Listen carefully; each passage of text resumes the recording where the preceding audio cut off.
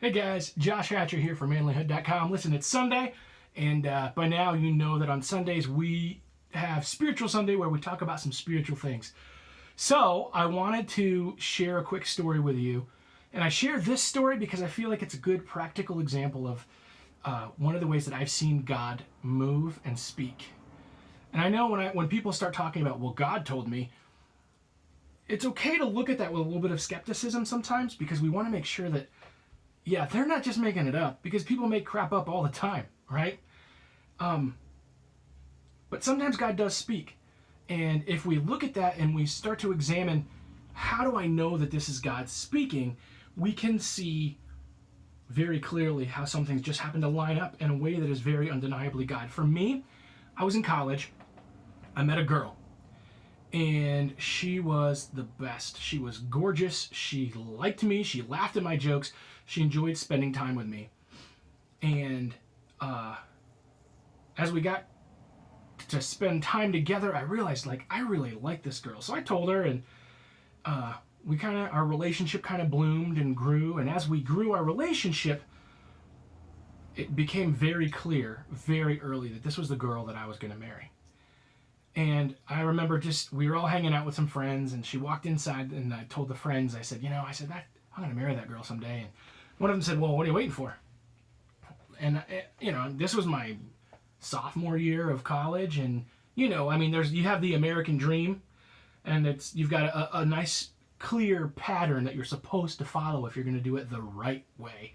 And that is, you go to school and then you date, and maybe you have a girl that you really like, so you date her for a couple of years, and then you propose to her and you're engaged for a couple of years, and then you get married when you graduate, and then you wait 2 years and you have kids. Listen, there's nowhere that plan is prescribed. I imagine that there's some wisdom in some of that plan, but I'll be honest with you.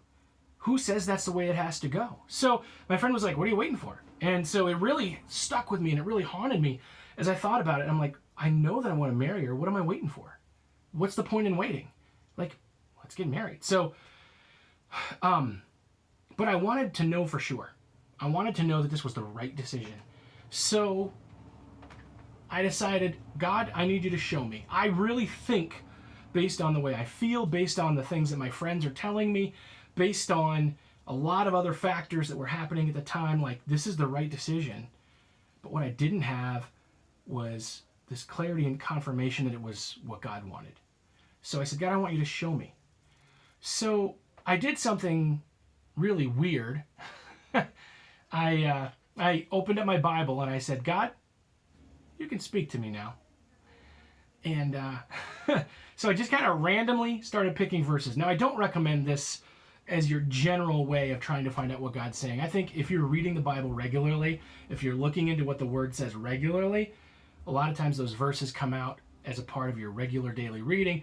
I just was closing my eyes, thumbing through, and picking a verse. And I did it 6 times, and all 6 verses were like this. Let me read a couple of them for you. So I see this verse, Proverbs 18, verse 22. He who finds a wife finds what is good and receives favor from the Lord. That was the first verse I landed on.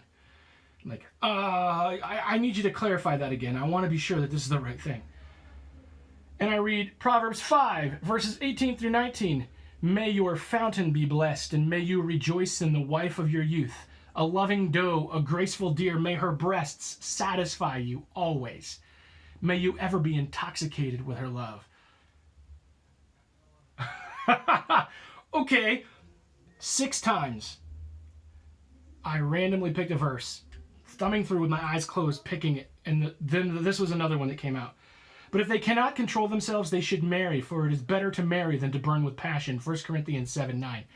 Guys, God knew that I needed clarity. He knew that I needed direction, and he saw fit to prove himself to me.